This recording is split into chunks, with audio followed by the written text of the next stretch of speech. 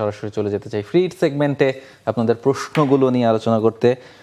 রাফি, প্রথম কমেন্টটাতে যদি যাই, শিল্পী মজুমদার তিনি বলছেন যে শেষ ম্যাচে কি আব্দুল গাফফার সাকলাইনকে সুযোগ দেওয়া যেত না? আপনাদের মতামত কি?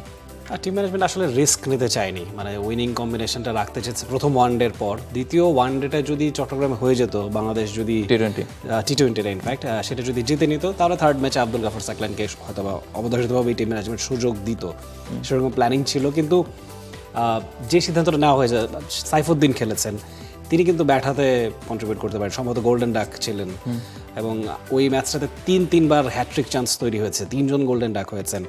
সেই জায়গায় আব্দুল গাফফার সাকলাইন মোটামুটি ব্যাটিং পারেন, তাকে আমরা বিপিএলে ভালো ব্যাটিং করতে দেখেছি, বল হাতেও বেশ কার্যকরী।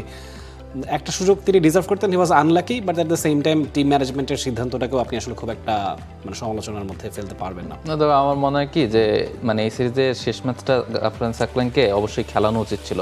এটা একটা কারণ কি, আপনার এই সিরিজ আপনি জিততে চাইবেন, খুব স্বাভাবিক, কিন্তু আপনি তো এমন না যে সাকলাইনকে মুস্তাফিজকে বাদ দিয়ে খেলাতে হচ্ছে, এমন না যে আপনাকে শরীফুলকে বাদ দিয়ে খেলাতে হচ্ছে। আপনি তানজিম সাকিবের জায়গায় সাইফুদ্দিনকে খেলিয়েছেন, কিংবা আপনি রিপনের জায়গাও চাইলে খেলাতে পারেন, এবং খেলানোটা জরুরি ছিল কেন যে আপনি তো পরের সিরিজে মুস্তাফিজ খেলবেন, শরীফুল খেলবেন, নাহিদ রানা খেলবেন, তখন আপনি চাইলেও রিপন মন্ডল কিংবা সাকলাইনদের ম্যাচ দিতে পারবেন না।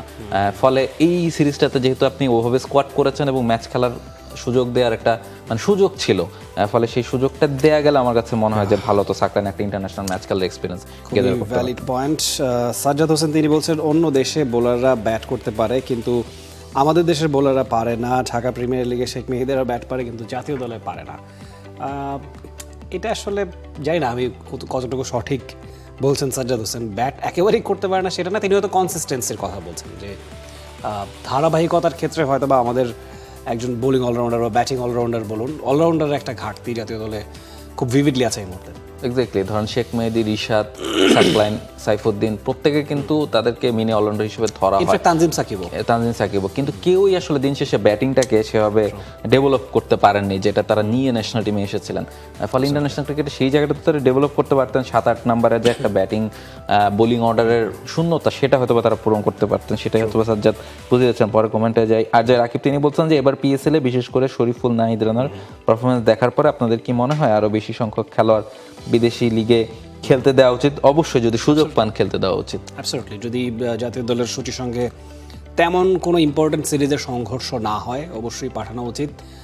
সংঘর্ষ হলেও যদি এমন হয় যে খুব ইম্পর্টেন্ট কোনো সিরিজ না, dead rubber kind of series, যদিও এখন ওডিআই সুপার লিগ বলুন বা টেস্ট চ্যাম্পিয়নশিপ, সেসবের প্রশ্নে র্যাঙ্কিং ওপরের দিকে থাকতে হলে সবসময় সবগুলো সিরিজই ইম্পর্টেন্ট, বাট লেস ইম্পর্টেন্ট সিরিজে যদি আপনি এরকম এই সিরিজটাতে যেমন সুযোগ ছিল বেঞ্চটাকে বাজিয়ে দেখবার, সেই জায়গায় আমার কাছে মনে হয় অবশ্যই বিদেশের ফ্র্যাঞ্চাইজি লিগগুলোতে সুযোগ দেওয়া উচিত। ফারহান আনজুম সাইম তিনি বলছেন, ভাইয়া আপনাদের দেখা প্রথম ক্রিকেট ম্যাচ কোনটা ছিল? কোন ম্যাচ দেখে ক্রিকেটের প্রতি ভালোবাসা তৈরি হয়েছিল? It's tough to recall. 2000 সালের টেস্ট, শুরুর টেস্টটাও টিভিতে দেখেছি, বাট তখন তো আসলে একেবারেই মেমোরি নাই। আমার জাস্ট মনে আছে সৌরভ গাঙ্গুলি তিনি বেলুন উড়াচ্ছেন, এই টাইপের একটা আবছা ছবি। আমি যদি ওইভাবে ভিভিডলি মনে করি, মোস্ট প্রবাবলি 2003 সালে বাংলাদেশ ইংল্যান্ড সিরিজ, যেটা বাংলাদেশে হয়েছিল, সেটা প্রথমবার দেখেছিলাম। আর ক্রিকেটের প্রতি ভালোবাসা তৈরি হয়েছিল বাংলাদেশ ইন্ডিয়া ম্যাচের পর, যে বাংলাদেশের 2004-এ যেবার প্রথমবার ভারতকে বাংলাদেশ হারালো ঢাকার মাটিতে। এরপর থেকে আসলে ক্রিকেটের প্রতি ভালোবাসা শুরু। আপনার? না, প্রথম ম্যাচ কবে দেখেছি সেটা তো মনে করতে পারছি না, তবে আমার মনে হয় যখন থেকে সেন্স নাই তখন থেকে হয়তো বা দেখছি। বাট তবে আমার কাছে মনে হয় যে ইন্ডিয়াকে যে 2007 ওয়ার্ল্ড কাপে বাংলাদেশ হারালো, সেইটা একটা বড় ব্যাপার ছিল, যে ক্রিকেটে মানে এটা মনে হয়েছিল আর এটা তো অন্যরকম একটা এক্সাইটমেন্ট, বিশ্বকাপে বাংলাদেশ জিততে পারে, বিশ্বকাপে বাংলাদেশ জিততেছে, মানে মুশফিক, সাকিবদের মতো ইয়াং, তামিমদের মতো ইয়াং প্লেয়ার, মানে মনে হচ্ছিল যে কি জানে একটা হচ্ছে এখানে, মানে এখানে একটা ইন্টারেস্ট বাড়ানো দরকার। ফলে সেটা একটা বড় কারণ হতে পারে। পরের কমেন্টে যে টি স্পোর্টসকে ধন্যবাদ ডিপিএল খেলা দেখানোর জন্য। রিয়াদ তিনি বলছেন, ডিপিএল এ কি আরেকটু উন্নত মানের প্রযুক্তি ব্যবহার করা যায় কিনা? প্রতি সিজনে আম্পায়ার নিয়ে বিতর্ক থাকে কেন? এই জায়গায় আপনাকে অসংখ্য ধন্যবাদ যে আপনি ব্যাপারটা নোট করেছেন। এই জায়গায় একটা বড় ব্যাপার যে টানা মানে একদিনে 6টা ম্যাচ হচ্ছে এবং 4টা ম্যাচ টি স্পোর্টসে দেখা যাচ্ছে, ফলে একই দিনে 4টা ম্যাচের প্রোডাকশন করা, এবং আপনি জানেন যে ইন্টারন্যাশনাল সিরিজগুলো পাশাপাশি চলছে, সেগুলোরও প্রোডাকশনের সাথে টি স্পোর্টস কাজ করে, ফলে সব মিলে আসলে খানিকটা অসুবিধা তো হয়, তবে দিন দিন নিশ্চয়ই সেগুলোর উন্নতি হবে সেটা আমরা এক্সপেক্ট করতেই পারি। তো আম্পায়ারিং নিয়ে বিতর্ক এটা একটা কারণ হতে পারে যে দেশি আম্পায়াররা যেহেতু এখানে কাজ করেন তাদের জন্য একটা লার্নিং প্রসেস এই ডিপিএলটা। ডেফিনেটলি আসলে ভালোর তো কোনো শেষ নেই, মানে সম্প্রচার বলুন, আম্পায়ারিং বলুন, সব কিছুতেই মাঠের খেলা বলুন, সব জায়গায় আরও ভালোর অবকাশ আছে।